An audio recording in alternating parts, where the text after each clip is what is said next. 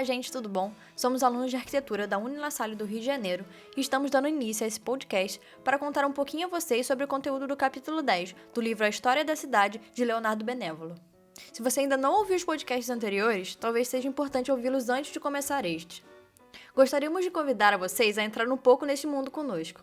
O tema abordado neste capítulo será a colonização europeia no mundo.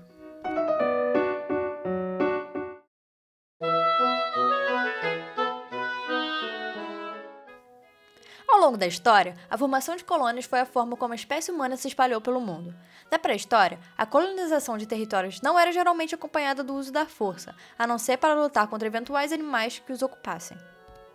Em tempos mais recentes, no entanto, o crescimento populacional e econômico em vários países da Europa e da Ásia levou a um tipo de colonização que passou a ter caráter de dominação de povos, que ocupavam territórios longínquos e de seus recursos naturais, criando grandes impérios coloniais. Hoje, vamos falar sobre a colonização europeia no mundo e como isso pode ter afetado o desenvolvimento das cidades durante esse período.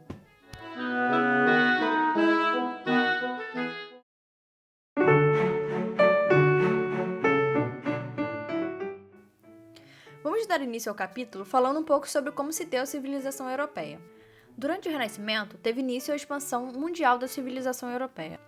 Na Europa, existiam cidades e benfeitorias territoriais, ambas criadas na Idade Média, e longe dali, algumas terras desocupadas que acabam despertando o interesse dos europeus. Mas por que esse interesse todo? Porque eles veem um enorme vazio que pode ser preenchido com novos e grandes programas de colonização e urbanização. Na civilização da Renascença, qualidades e quantidades não se combinam mais. A Europa tinha especialistas de alto nível, mas não haviam trabalhos importantes para tal mão de obra. Já nas colônias, eles tinham muito trabalho a ser feito, mas faltava especialista para desenvolver esses projetos. A alta qualidade dos modelos e a baixa qualidade das aplicações são aspectos ligados a um único sistema cultural.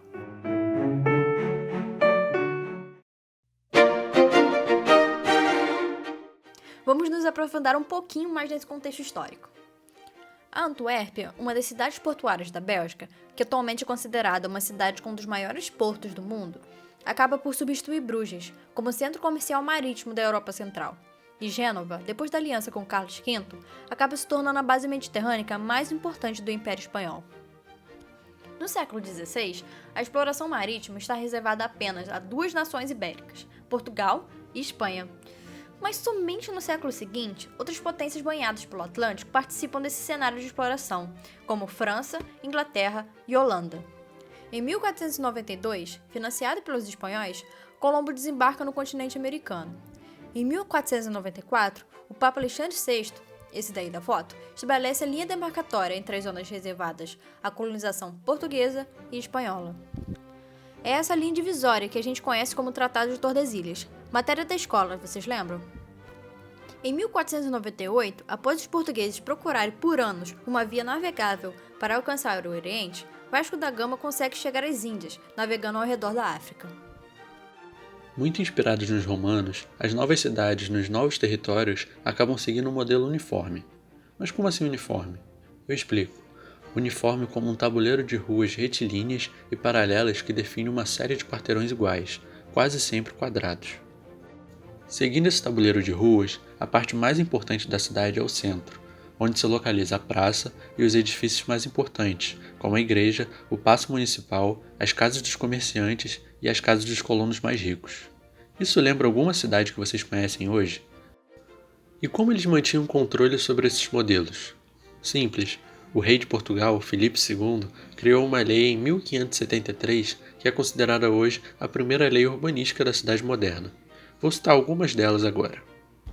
O assentamento a ser fundado deve ser num local desobstruído e ocupável para não causar aborrecimento aos índios. Super compreensível, né? O plano com praças, ruas e lotes deve ser traçado no terreno por meio de cordas e piquetes, e deve-se começar com a praça principal. Dessa praça, então, as ruas devem seguir para as pontas das cidades e para as ruas mais distantes, deixando assim um espaço aberto para que a cidade possa se estender sempre do mesmo modo.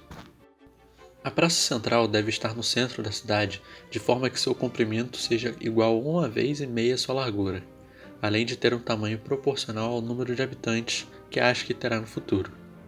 Essa particularidade se deve por ser uma boa proporção para festas onde se usam cavalos. Do ponto médio de cada lado da praça deve sair uma rua e de cada aresta devem sair 2 ruas. Estas arestas devem estar voltadas para os 4 pontos cardeais: norte, sul, leste e oeste. Mas por que faziam isso? Para que assim estas ruas não ficassem expostas diretamente aos 4 ventos principais. E além disso, estas praças e estas ruas deveriam ser providas de pórticos. As 8 ruas que convergem para a praça nos 4 cantos não devem ser obstruídas pelos pórticos das praças. Portanto, devem terminar nos cantos de modo que as calçadas das ruas estejam alinhadas às calçadas da praça. As ruas deveriam ser largas nas regiões mais frias e estreitas nas regiões mais quentes do território.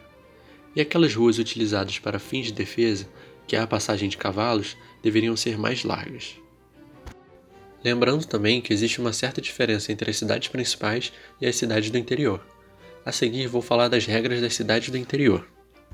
A igreja não deveria ficar no perímetro da praça, mas sim numa distância livre, separada dos outros edifícios para que seja vista de toda a parte da cidade. E sempre estando um pouco mais elevada do solo, para que as pessoas tenham que subir uma série de degraus para alcançar sua entrada. Te dando aquela certa sensação de estar olhando para o céu, sabe? Os lotes edificáveis ao redor da praça principal deveriam ser reservados para a igreja, para os edifícios reais, edifícios municipais, as lojas e as moradias dos comerciantes. Já os demais lotes edificáveis deveriam ser distribuídos para aqueles colonos capacitados a construir ao redor da praça principal, e os lotes não atribuídos deveriam ser conservados para os colonos que poderão chegar futuramente.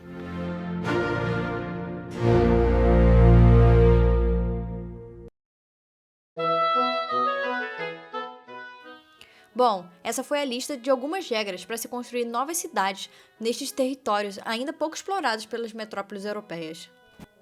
O livro base desse podcast foi bastante esclarecedor, repleto de imagens que o deixam o assunto mais claro, mas traz uma escrita um pouco confusa, que nós esperamos ter explicado melhor nesse podcast.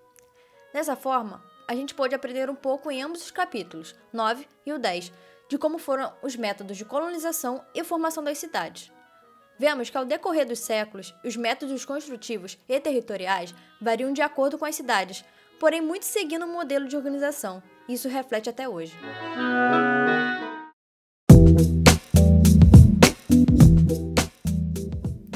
E assim se encerra o podcast do capítulo 10, A Colonização Europeia no Mundo, de uma série de podcasts feita por nós, alunos de arquitetura da Uni-La Salle do Rio de Janeiro, baseado no livro História da Cidade, do Leonardo Benévolo.